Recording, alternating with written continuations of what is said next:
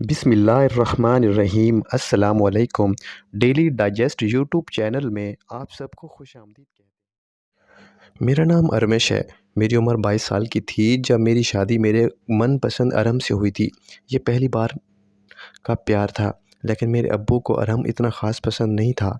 इसकी वजह ये थी कि मेरी बड़ी बहन का शौहर काफ़ी समझदार और कमाने वाला था, जबकि अरहम इस वक्त कोई भी काम नहीं करता था। मेरे अब्बू को रिश्ता मंजूर करने में काफ़ी वक्त लगा था। ये वक्त मेरे और अरहम हम दोनों के लिए बहुत कठिन था, क्योंकि वो हर रोज़ मुझसे ये वादा करता था कि मैं इसका हक़ को किसी को नहीं दूँगी। मैं इसे समझाने की कोशिश करती थी, जब वो कहता था कि तुम्हारी खूबसूरती मेरी कमज़ोरी है, जिसके आगे मैं बेबस हो जाता हूँ। मैं इसे हौसला देती थी कि मैं इसी की हूँ। वो उम्र में मुझसे 2 साल छोटा था, इस वजह से वो मुझे बच्चा लगता था और मैं इसके साथ खड़ी होती थी, तो इससे बड़ी लगती थी।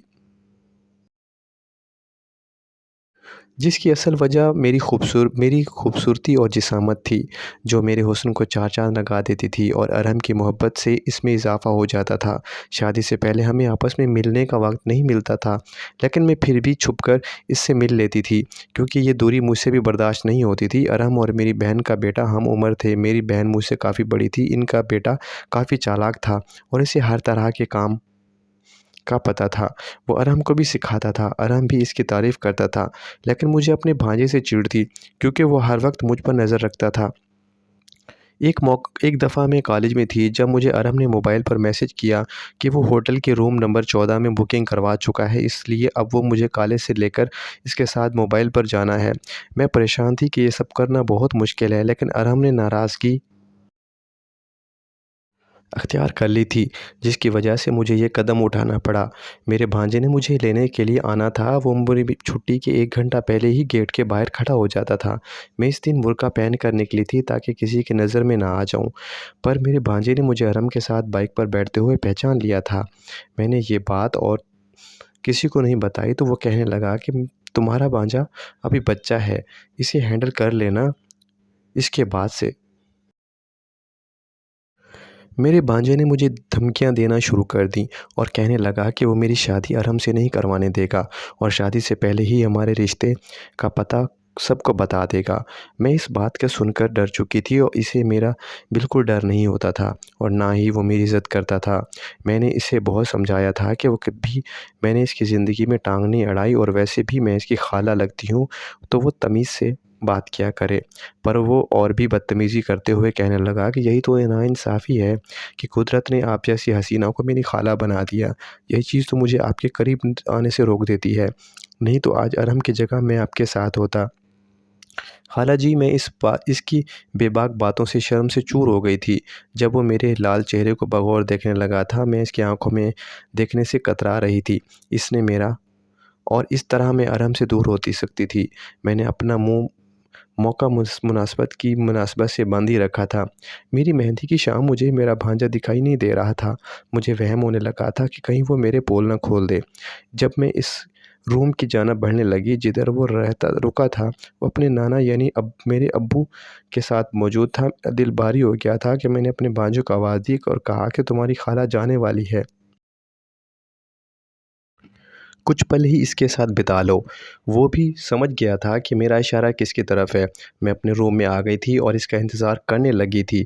जब रात को मेहंदी के बाद वो मेरे रूम में आया और मेरे सिरहाने को देखने लगा। मुझे देखकर इसने एक लाइन मारी थी, मैं तो अरहम से खुशनसीब हूँ क्योंकि मुझे इससे पहले मिली हो। इससे पहले कि मेरे पास आता, जब मैंने इससे शर्त रखी कि आज के बाद वो अपना मुँह बंद सिर्फ़ अपनी खाला की तारीफ़ के लिए खोलेगा। इसने मुझसे वादा किया था। मैंने इसको ये भी कहा कि आज के बाद मुझे इसकी गंदी नियत देखने की हिम्मत भी मत करना, और मेरी बात सुनकर शैतानी मुस्कुराहट उछालने लगा और मुझ पर झुक गया। इसके अंदर की आग का मैंने अपनी मेहंदी की रात ही अंदाज़ा लगा लिया था। मुझे खुद पर गुस्सा आ रहा था कि मैं आज अपने ही भांजे से सब कुछ करवा रही हूँ, पर मैं मजबूर थी। वो मुझसे काफ़ी देर काम करता रहा और कम उम्री की वजह से वो थक गया था। मैं सोते हुए देखा तो इसकी शक्ल पर बला का प्यार था।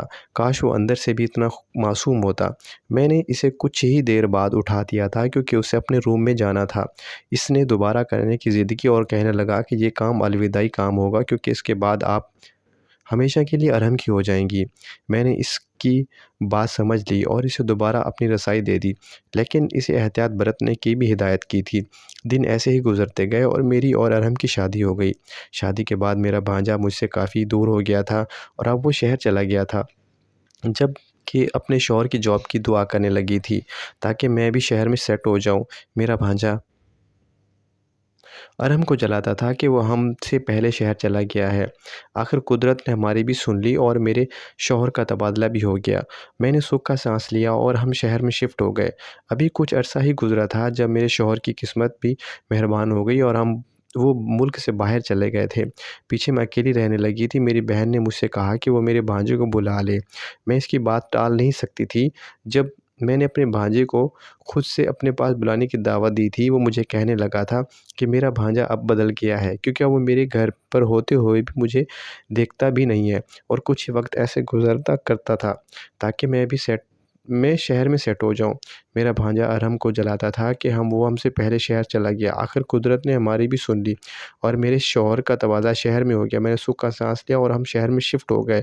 अभी कुछ ही अर्सा गुजरा था जब मेरे शौहर की किस्मत और भी मेहरबान हो गई और वो बाहर मुल्क चले गए। मुझे पीछे अकेला रहने के लिए लगी थी। मेरी बहन ने मुझसे कहा कि वो मेरे भांजे को बुला ले। मैं इसकी बात नहीं टाल सकती थी। जब मैंने अपने भांजे को खुद अपने पास आने की दावत दी थी, वो मुझे कहने लगा कि मेरा भांजा बदल गया है, क्योंकि वो मेरी तरफ घर में होते हुए भी देखता नहीं था। और कुछ ही वक्त गुजरा था और वो रात को वापस आता और मैं बोर हो जाती थी। एक दफ़ा मौका आँख खुली तो मेरा भांजा अपने रूम में कुछ कर रहा था। इसके रूम की लाइट ऑन थी। यही सोचकर मैंने इसके रूम में छापा मारा तो अंदर से एक लड़की भी नमूदार हुई। मामला समझ गई थी कि अंदर क्या चल रहा है और वैसे ही आपस में वापस आ गई। कुछ लड़की देखकर इसके बाहर चली गई तो मैंने अपने भांजे से कहा, इस सब का मतलब पूछा और इससे ये भी कहा कि अगर पसंद है तो इसके घर रिश्ता भेज दो। मेरा भांजा मुझ बड़ा मजाक उड़ाने लगा और कहने लगा कि मुझे बर्दाश्त नहीं हो रहा था, क्योंकि मैंने कभी इसके साथ ये सब किया था। मैंने गुस्से से इसे थप्पड़ मार दिया और इसे ये भी कहा कि मुझे अपने शौहर से सुकून मिलता था। वो मेहंदी वाली रात मेरे सुकून की नहीं थी, तुम्हारे नफ्स की तस्कीन की थी। इसे मेरी इस सच्चाई भरी बातों से आग लग गई।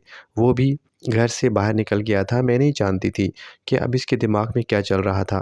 कुछ दिन के बाद इसने आकर मुझसे माफ़ी मांगी और कहने लगा कि अब वो मुझे मेरे साथ कुछ नहीं करेगा। मैंने इस पर यकीन न किया, लेकिन वो ज़बरदस्ती मेरा ख्याल रखने लगा। रात को मुझसे दूध देता और सुबह उठते ही वो मुझे फ्रेश जूस देता था। मैं भी इसका रंग बदलते देखकर हैरान थी और अब अपने दिल में इसके लिए जगह बनने लगी थी। कुछ दिन के बाद मुझे महसूस हुआ जैसे इस दूध की वजह से मुझे सुकून मिलता है। मुझे इस दूध की आदत होने लगी थी और जब वो दूध पीती तो अगली सुबह ही उठती थी। रात को मेरी आँख बिल्कुल भी नहीं खुलती थी। मुझे हैरानी होती थी कि एक दफ़ा मैंने अपने दूध पिया और सोने लगी थी। जब मुझे महसूस हुआ जैसे मैं आसमानों में उड़ रही हूँ। पर ये सुकून मुझे मिलता था जब मेरा शौहर वापस आया था। मैंने बहुत कोशिश की कि किसी तरीके से अपनी आँखें खोल सकूँ, पर मेरी आँखें ना खुलती थीं। लेकिन इसके सुकून की आदी हो चुकी थी। अब ये रोज़ का मामूल था। मेरा भांजा जो दूध देता मैं फ़ौरन पी लेती थी। अगले दिन मुझे इस अजीब सी थकावट होती थी, पर मैं अंदाज़ा ना लगा सकी कि वो दूध खालिस नहीं रहता था। इसमें नशा आवर दवाई होती थी, जिससे मैं नशे में होती थी और मेरा भांजा इस हालत में मेरा फ़ायदा उठाता था। ये अमल वो 1 महीने तक करता रहा और रात को मेरे साथ सब कुछ करता था। अगली सुबह मुझे कुछ भी याद ना होता था। मैं इन सब से अनजान थी। जब एक दिन अचानक ही खाने की मेज़ पर मेरा दिल ख़राब हुआ, मेरे भांजे ने मुझे पानी पिलाया और मेरी जान मुस्कुरा कर देखने लगा था। मैं कुछ देर बाद बेहतर महसूस करने लगी, जब अचानक से मेरे पेट में दर्द की एक लहर दौड़ आई और मैं चीख मारने लगी। मेरे भांजे ने मुझे सहारा दिया और मेरा दर्द कम करने की कोशिश करने लगा था। इसने मुझे डॉक्टर से चेक करवाने का मशवरा दिया। मैंने इसकी बात मान ली, पर डॉक्टर ने मुझे 1 हफ़्ते का बाद का नंबर दिया। इसी दिन में ही मेरे भांजे की अमेरिका की फ़्लाइट थी। मुझे इसके हफ़्ते में ऐसे ही दर्द रहता था, पर वो अमेरिका का गिलास अब मुझे नहीं मिलता था। एक दफ़ा मैंने अपने भांजे से पूछा कि जब तुम दूध नहीं देते तो कहने लगा कि अब तो काम हो गया है। मैं ना मैं 1 हफ़्ते बाद डॉक्टर ने चेक किया तो मुझे मालूम हुआ कि मैं हमला हूँ। मैं शॉक थी क्योंकि ये बच्चा अरहम का तो नहीं हो सकता था। मुझे अपने भांजे की बात और इसकी हरकत याद आई।